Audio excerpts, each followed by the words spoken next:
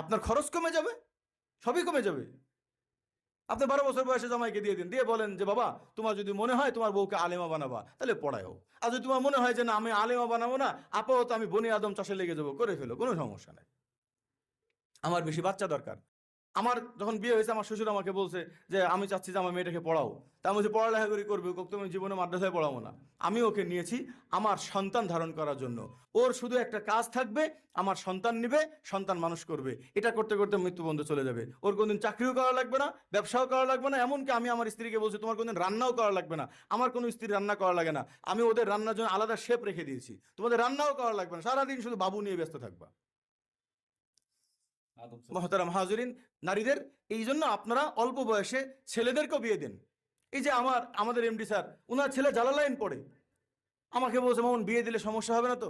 আমি বলছি কোনো সমস্যা নেই, আপনি বিয়ে দেন, আমি সিস্টেম করে লেখাপড়া করা।